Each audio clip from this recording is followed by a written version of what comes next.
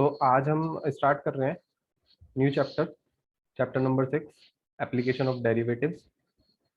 अब इसमें जो सबसे फर्स्ट एप्लीकेशन है, एप्लीकेशन ऑफ डेरिवेटिव में जो फर्स्ट एप्लीकेशन है वो है derivative as a rate measure. Derivative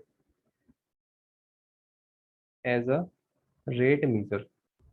actually derivative का जो यूज है वो डिफरेंट डिफरेंट कैटेगरीज में हम कर सकते हैं, जैसे अप्रोक्सीमेशन फाइंड करना, या फिर टेंजेंट नॉर्मल में, या फिर मैक्सिमम मिनिमा फाइंड करना। वो सभी एप्लीकेशन है डेरिवेटिव की। तो उसमें से सबसे फर्स्ट जो एप्लीकेशन है वो है एज अ रेट मीजर।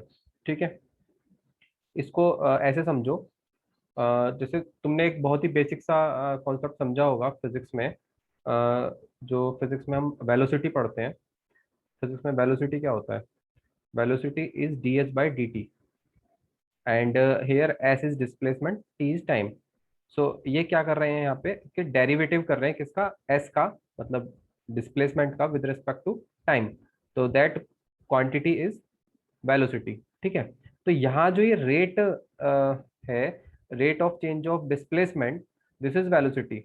तो यहाँ भी क्या यूज हो रहा है? डेरिवेटिव यूज हो रहा है, इसलिए हम यहाँ इसको डेरिवेटिव को एज अ रेट मीजर पढ़ रहे हैं। ठीक है, अब जरूरी नहीं है हमेशा ये वेलोसिटी और डिस्प्लेसमेंट, स्पीड, इन सब के रेस्पेक्ट में ही यूज होगा। और भी बहुत सारे फील्ड है जिनमें ये यूज होगा। वो सब हम इस चैप्टर में, इस एक्सरसाइज में, इस टॉपिक में देखने वाले हैं। So let us consider a function y equals to f x. एक फंक्शन है y equals to f x. ठीक है, अब अगर मैं यहाँ पे लिखता हूँ dy बाई डी एक्स, इस फंक्शन को अगर मैंने डेरिवेटिव करा इसका y का विद रिस्पेक्ट टू x, तो ये dy बाई डी एक्स किसको रिप्रेजेंट करेगा? It denotes rate of change of y with respect to x, है ना। इसका मतलब यही होता है ना, dy बाई डी एक्स का, this is rate of change of y with respect to x, है ना।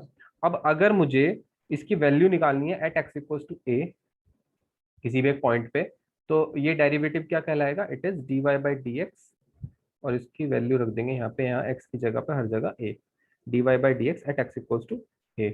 ठीक है, ये सिंपल सा इसका डेफिनेशन है कि जो डेरिवेटिव है dy बाई डी एक्स, ये क्या है? Rate of change of y है विद रिस्पेक्ट टू x। लेकिन प्रॉब्लम थोड़ी सी तब आती है अगर मान लिया सपोज हमारे पास एक फंक्शन है x, वो किसका फंक्शन है? t का। x किसका फंक्शन है? t का। और y किसका फंक्शन है? y भी एक t का ही फंक्शन है सपोज। ठीक है, so how can we find dy by d x now? ये मैं पहले भी बता चुका हूँ, इससे पहले वाले चैप्टर में भी, कि यहाँ हमें क्या करना होता है, x को डिफरेंशिएट करेंगे t के रेस्पेक्ट में, y को भी डिफरेंशिएट करेंगे t के रेस्पेक्ट में, दोनों को डिवाइड कर देंगे, dy बाई डी एक्स आ जाएगा हमारे पास। जैसे सपोज यहाँ से हम क्या फाइंड करेंगे? यहाँ से हम फाइंड करेंगे dx बाई डी टी। ठीक है, यहाँ से हम क्या फाइंड करेंगे? dy by D t.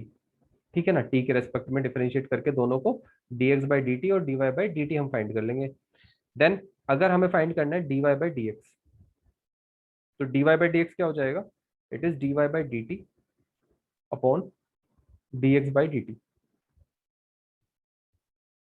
ठीक है, इस तरीके से हम dy by d x find कर सकते हैं। It is dy by D T upon dx by D T, है ना। ऑलरेडी हम ये पढ़ चुके हैं। सो अब इसके बाद हम क्वेश्चंस पर आते हैं। So let me share the screen. ये एनसीईआरटी, तो आर एस अग्रवाल है, एक मिनट मुझे एनसीईआरटी ओपन करने दो।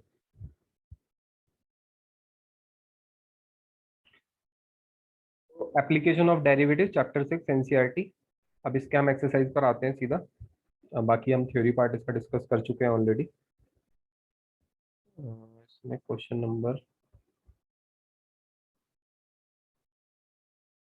Exercise 6.1, question number 1। ठीक है, तो बहुत ही सिंपल सा क्वेश्चन है। अब यहाँ पे थोड़ा ना वर्ड प्रॉब्लम टाइप क्वेश्चन होंगे, यहाँ पे क्वेश्चन समझना होगा पहले तुम्हें, और फिर उसको कन्वर्ट करना होगा एक पर्टिकुलर इक्वेशन में, देन उसका आंसर हम फाइंड करेंगे। तो बहुत ही सिंपल क्वेश्चन है, ऐसा नहीं है बहुत टफ क्वेश्चन होंगे। सो इस फर्स्ट क्वेश्चन में क्या बोल रहा है? Find the rate of change of area of the circle with respect to its radius. ठीक है, अब एरिया और रेडियस की बात चल रही है सर्कल के रेस्पेक्ट में, तो मुझे पता होना चाहिए कि एक सर्कल का एरिया क्या होता है, बहुत ही सिंपल सी बात है। रेडियस अगर इसका आर है तो area is pi r square, है ना। अब अगर कभी भी इसका एरिया चेंज होगा तो ऑब्वियसली किसके रेस्पेक्ट में होगा, रेडियस के रेस्पेक्ट में होगा। मतलब जब तुम रेडियस को चेंज करोगे तभी तो एरिया चेंज होगा, अगर रेडियस को चेंज नहीं करोगे तो एरिया भी फिक्स रहेगा। सो ये कह रहे हैं कि rate of change of area निकालो with respect to radius when radius is 3 centimetre and when radius is 4 centimetre. So we know that, या फिर इसको ऐसे मान लो कि लेट, ये सब लिख देना, एक क्वेश्चन में लिख के बता रहा हूँ, बाकियों में मैं नहीं लिखूंगा सब चीजें। Let r be the radius of circle and capital A be the area. ठीक है, सिंस एरिया क्या होता है, area is pi r square. अब क्योंकि देखो एरिया चेंज हो रहा है विद रिस्पेक्ट टू रेडियस, तो मतलब रेडियस कांस्टेंट तो है नहीं, है ना। तो रेडियस क्या है, एक वेरिएबल है। हमें फाइंड करना है area with respect to radius. Means हमें फाइंड क्या करना है, सबसे पहले तो हमें यही सोचना होगा, हमें d A by d r find करना है। एरिया का change with respect to what, with respect to radius. So we have to find d A by d r. So differentiate करेंगे इस इक्वेशन को with respect to r. So it is on differentiating both sides with respect to r, so it is dA by dr। R square का differentiation हो जाएगा 2r, so it is 2 pi r। देखो पाई constant है यहाँ, पाई में कुछ नहीं होगा, पाई एज इट इज रहेगा। So dA by dr is 2 pi r। Now हमें फाइंड करना है इसका area, rate of change of area when r is 3। So put r equals to 3, so dA by dr at r equals to 3 कितना हो जाएगा, it is 2 pi into 3। So you can say that it is 6 pi. ठीक है, अब area जो है, area का unit क्या होता है, एरिया का यूनिट होगा मीटर स्क्वायर या सेंटीमीटर स्क्वायर। यहाँ हमें सेंटीमीटर बोला है तो ये सेंटीमीटर स्क्वायर। अपॉन में क्या है, रेडियस, तो रेडियस का यूनिट भी क्या है, सेंटीमीटर। तो एक सेंटीमीटर से एक सेंटीमीटर कैंसिल हो गया, so it is centimetre. 6 pi centimetre होगा। आई होप ये बात क्लियर होगी बिल्कुल कि किस तरीके से हमने इसको करा है। इन फ्यूचर कहीं ये भी क्वेश्चन हो सकता है आगे कि एरिया को फाइंड करो, rate of change of area find करो विद रेस्पेक्ट टू टाइम, है ना। मीन्स हमसे ये भी पूछ सकता है d A by D t. ठीक है, तो टाइम के रेस्पेक्ट में भी जब एरिया चेंज होगा तो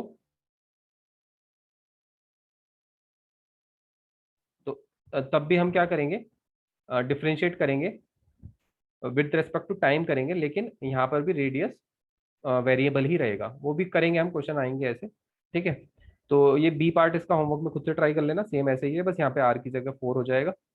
सो you have to do this in homework.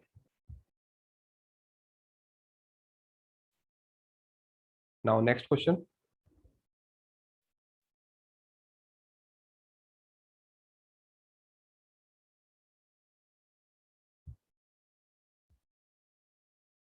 Question number 2।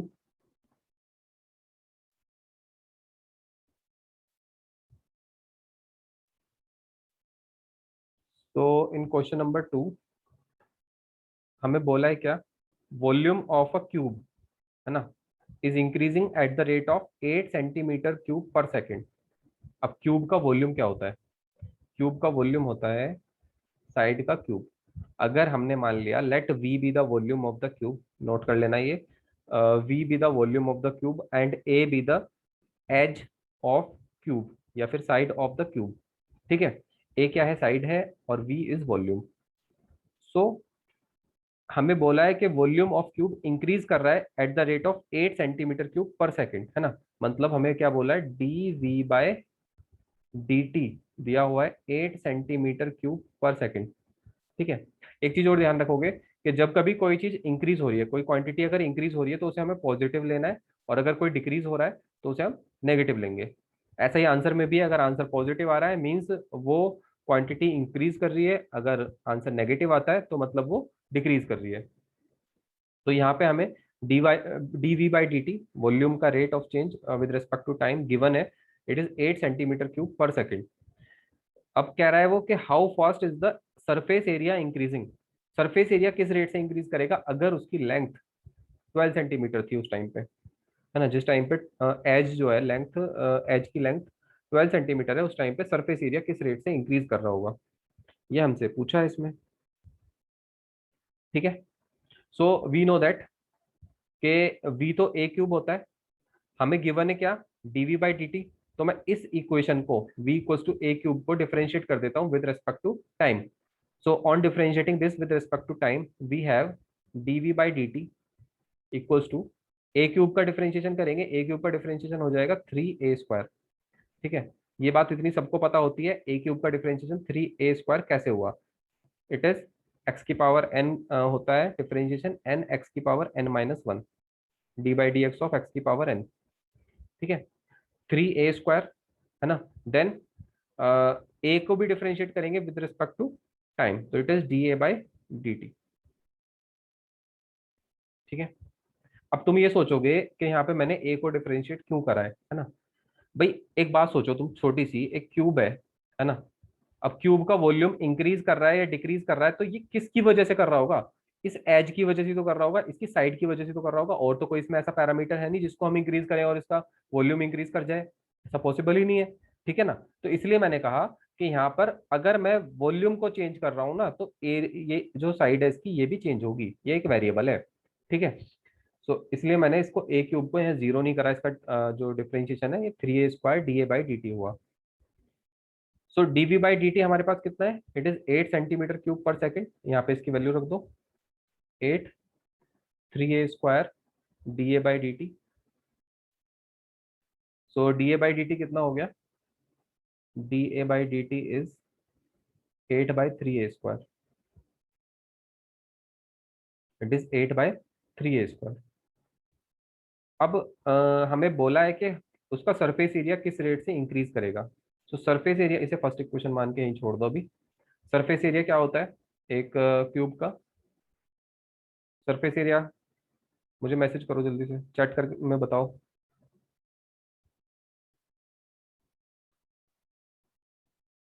Surface area of cube,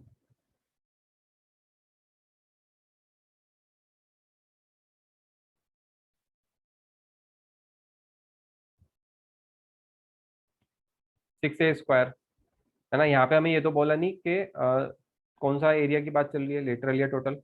so answer is 6a square. ठीक है, तो हम बोलेंगे कि जो एरिया है, सरफेस एरिया को मैं एस मान लेता हूँ यहाँ पे, सो इट इज 6a स्क्वायर। मुझे क्या फाइंड करना है, सरफेस एरिया किस रेट से इंक्रीज कर रहा है या डिक्रीज कर रहा है ना।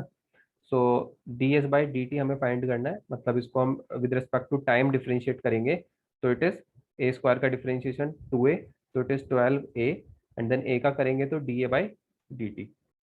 नाउ यहाँ ये जो D A by D T है, इसकी वैल्यू हम ऑलरेडी फर्स्ट इक्वेशन में फाइंड कर चुके हैं, तो it is 12a into D A by D T is 8/3a square.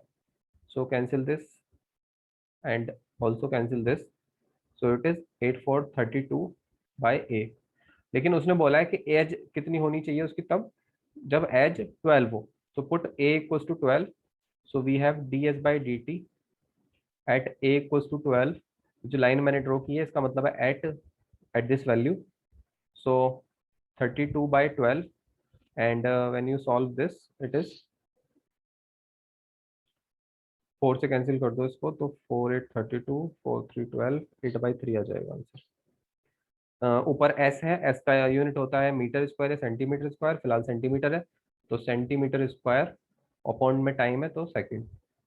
So answer is centimetre square पर सेकंड। ऑब्वियसली यहाँ पे हमसे आंसर जो हमारा पॉजिटिव है, तो इसका मतलब क्या है, जो सरफेस एरिया है वो इंक्रीज कर रहा है, जैसे इसने क्वेश्चन में बोला था।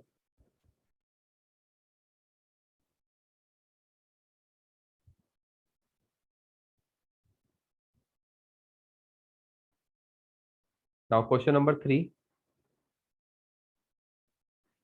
3 भी सेम है। इसको मैं बस बता रहा हूँ कि करना कैसे, करोगे तुम लोग खुद।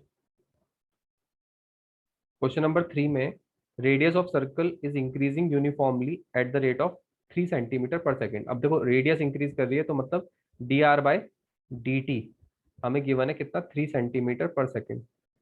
ठीक है। विद रेस्पेक्ट टू टाइम अब बोलेगा नहीं हर हर जगह, तुम्हें ये इसकी यूनिट से भी समझ लेना चाहिए, ठीक है। सेंटीमीटर पर सेकंड दिया हुआ है। Find the rate at which the area of the circle is increasing.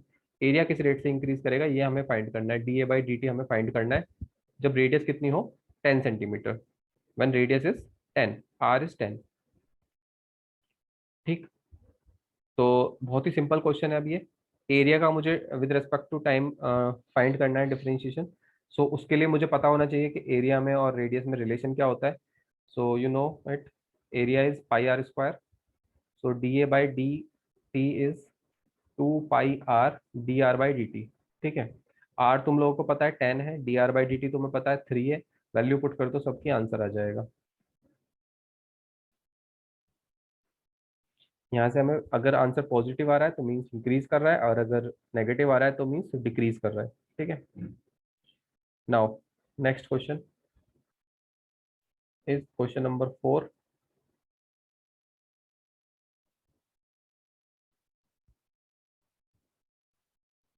Now question number 4 is edge of a variable cube is increasing at the rate of 3 centimetre per second. किसी variable cube का जो as है वो increase कर रहा है किस rate से, eight the rate of 3 centimetre per second. ठीक है। एज को मैं मान लेता हूँ कि एक्स है या फिर ए है, कुछ भी मान लेता हूँ। सो मैंने मान लिया ए है ये। तो D A by D T हमें क्या गिवन है, it is increasing, so we take it positive 3 centimetre per second. Now आगे बोला है how fast is the volume of the cube increasing. Volume किस रेट से इंक्रीज करेगा। सो वॉल्यूम हमें फाइंड करना है, मतलब हमें फाइंड करना है d we by D T. And when edge is 10 centimetre long, तो एज कितना हो उस टाइम पे 10 सेंटीमीटर लॉन्ग हो। So we have to find d we by D T. So first of all हमें ये पता होना चाहिए कि वॉल्यूम और किसी क्यूब के एज में क्या रिलेशन होता है। तो volume of cube is side का cube, means A cube. So it is D we by D T equals to 3a square. भाई ए क्यूब का डिफरेंशिएशन करेंगे तो 3a square, and then A का करेंगे तो D A by D T. अब तुम्हें D A by D T already पता है, ठीक है, गिवन है 3 सेंटीमीटर पर सेकेंड। ए पता है 10 है, and you can find d we by D T. So it is 10 square into 3, so 900 centimetre cube per second हो जाएगा। सेंटीमीटर क्यूब क्यों, क्योंकि ये वॉल्यूम और टाइम, वॉल्यूम की यूनिट होगी सेंटीमीटर क्यूब और टाइम की होगी सेकेंड।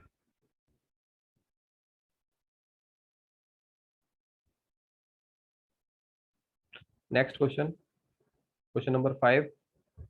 ये बहुत सही क्वेश्चन है, क्वेश्चन नंबर 5।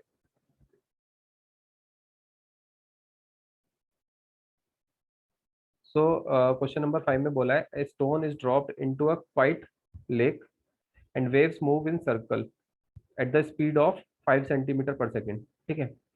अब क्या होता है जब हम एक क्वाइट लेक में स्टोन ड्रॉप करते हैं तो इस तरीके के सर्कल बनते हैं। ऐसा तुमने देखा होगा, इस तरीके से सर्कल जनरेट होते हैं। ठीक है।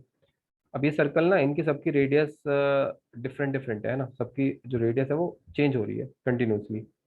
तो जो सर्कल अपनी जो पोजीशन चेंज कर रहे हैं वो किस स्पीड से कर रहे हैं, at the speed of 5 centimetre per second.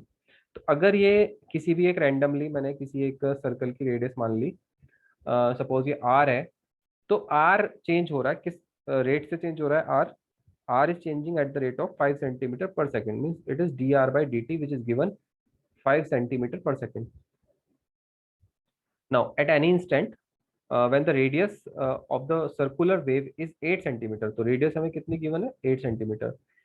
when radius is 8 centimetre you have to find the rate at which area is increasing, है ना, how fast is enclosed area increasing, ये हमें फाइंड करना है। मीन्स हमें क्या फाइंड करना है, d A by D T हमें फाइंड करना है। ठीक है। सो पहले खुद से भी ट्राई कर लो एक बार।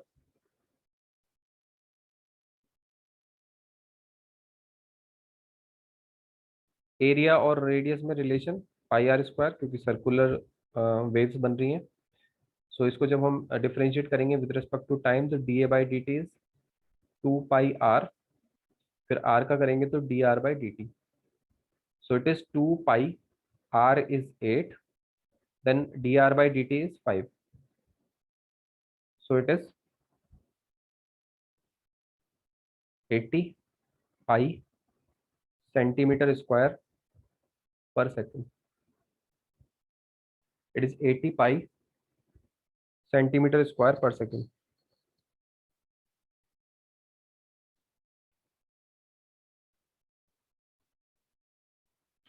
ये बहुत ही सिंपल से क्वेश्चन है अभी. Now next question.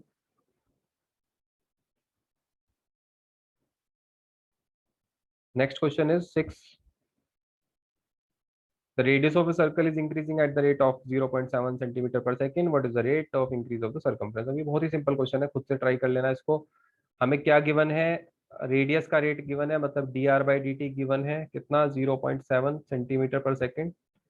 हमें क्या पूछा है? सरकमफ्रेंस किस रेट से इंक्रीज करेगी, है ना. ऑब्वियसली है, ये है ना कि भाई अगर रेडियस इंक्रीज कर रहा है तो सरकमफ्रेंस भी तो इंक्रीज ही करेगी ना. ऐसा तो है नहीं वो डिक्रीज कर जाएगी. सो सरकमफ्रेंस और रेडियस में रिलेशन होता है. Circumference is 2 pi R. So D C by D T is 2 pi. R का differentiation with respect to T is D are by D T. So it is given D are by D T. 2 pi तुम्हें पता ही है ना. सो इसमें value put कर देना, answer आ जाएगा. Next 7th question.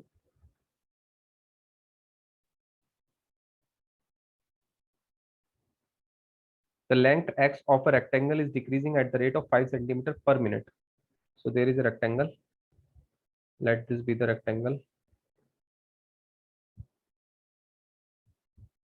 So इस rectangle का जो length है, length is x. This length is decreasing. Means dx by dt हमें दिया हुआ है कितना? 5 centimeter per minute. अब because length is decreasing तो we have to take this as negative. हमने इसको माइनस का लिया है क्योंकि लेंथ डिक्रीज हो रही है. देन वो कह रहा है कि जो विड्थ है उसकी वो y है. Width is y and this width is increasing at the rate of 4 centimeter per minute. Means dy by dt जो है it is increasing, so we have to take it positive. So it is 4 centimeter per minute. Now when x is 8 and y is 6, तो ये and में put करने के लिए condition हमारे पास आ गई कि x 8 है और y 6 है. फाइंड करना rate of change of parameter. Parameter किस रेट से चेंज होगा और एरिया किस रेट से चेंज होगा, ये दो चीजें हमें फाइंड करनी है. सो फर्स्ट पार्ट पैरामीटर देख लेते हैं. पैरामीटर क्या होता है इसका? आंसर कीजिए चैट में. पैरामीटर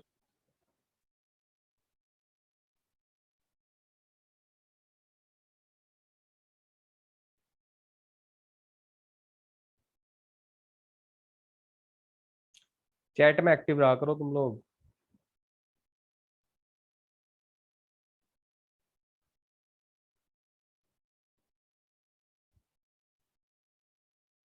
चलो शुक्र है, आंसर तो आया. 2l+b. So area is 2 into x plus y. Why it is x plus y because यहाँ पे हमने जो लेंथ और ब्रेथ लिए हैं वो एक्स और वाई लिए हुए हैं.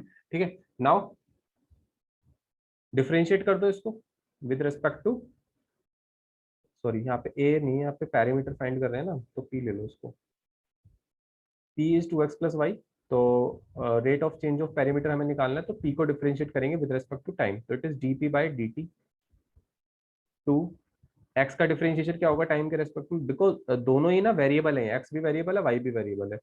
सो it is d x by D t plus d y by D t. ठीक है. सो दोनों की हमें वैल्यू पता है. D x by D T is 4 and it is -5.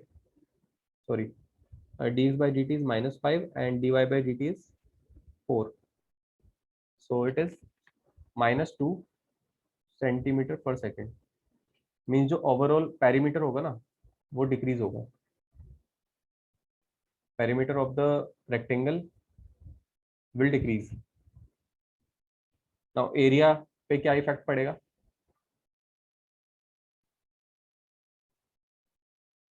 Area पे क्या इफेक्ट होगा?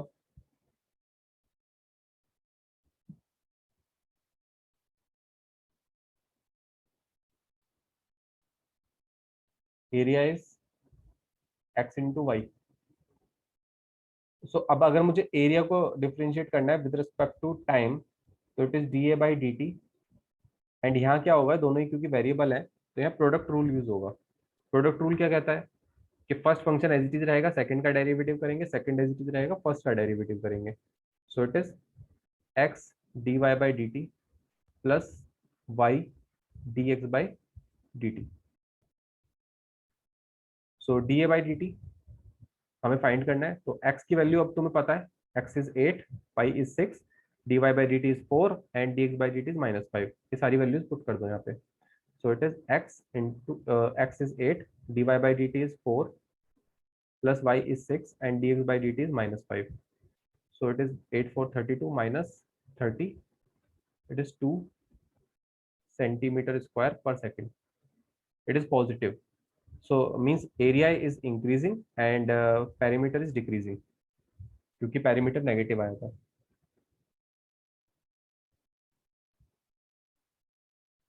ठीक है। सो ऐसा कोई जरूरी नहीं है, देखो कि हम अगर ये देखें, हमने y को इंक्रीज करा था, x को डिक्रीज करा था, बट इम्पैक्ट क्या हुआ उसका कि एरिया तो इंक्रीज हो रहा है बट पेरीमीटर डिक्रीज हो रहा है इसका। ठीक है ना। तो ये भी इसका रोल है डेरिवेटिव का। सपोज मैं एक ऐसा पार्क बनाना चाहता हूँ कि ये जो एक्स और वाई है मैं किस तरीके से लूँ कि इसका मैक्सिमम एरिया आ जाए, है ना, या पेरीमीटर मैक्सिमम हो जाए या मिनिमम हो जाए, मैं सब कुछ निकाल सकता हूँ बाय यूजिंग डेरिवेटिव। ठीक है ना। तो यही सब इसका प्रैक्टिकल इम्प्लीकेशन होता है। सो बस आज यहीं तक रखते हैं, 7th क्वेश्चन तक। नेक्स्ट क्लास में करेंगे बाकी के क्वेश्चंस।